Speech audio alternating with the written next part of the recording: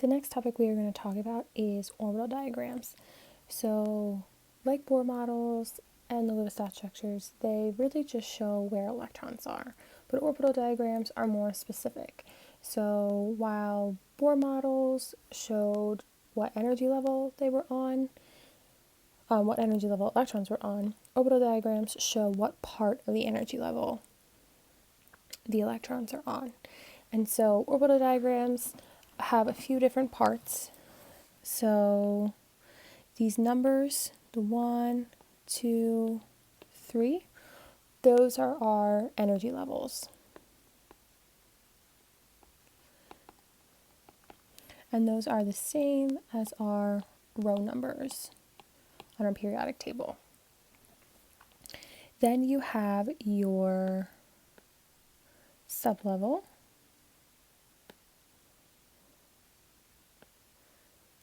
And so your sublevels are your letters. And there's S, P, D, and F. This one only shows the S and P sublevels. And then each box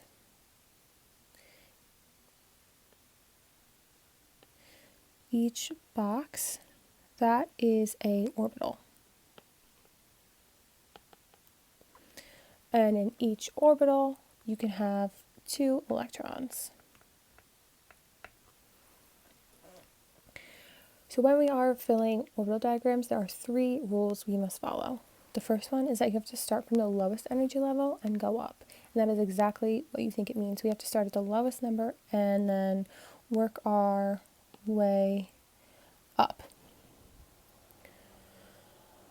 Our second rule is that electrons must have their own orbital first before they can pair up. So when we are filling a box, like the 3p, so like let's say this is 3p, we have to put 1 electron in each box before we can go back and pair them up. You can't write them like this. You have to put 1 in each box, and then once you have 1 in each box, go back and pair them up. Our last step is that when electrons are paired, they have to have the opposite spin. So what that means is, in a orbital box, when you pair them up, you have to have 1 up, 1 down. You can't have both up or both down. They must have 1 up, 1 down. So we are going to practice drawing orbital diagrams. So our first step is to find our element. And so we are going to do silicon, Si. Then we need to figure out how many electrons we have, because we need to fill these boxes with arrows, and those arrows represent electrons.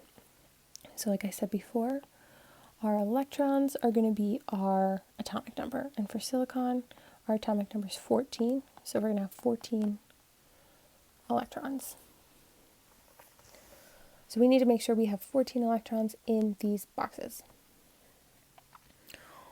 Now we are going to go ahead and start filling our orbital diagram. So we start from the bottom, we start here, and then we're going to go up.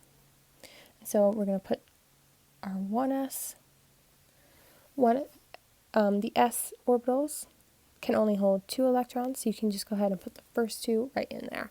And remember, you have to have 1 up and 1 down. So now we have 12 electrons left.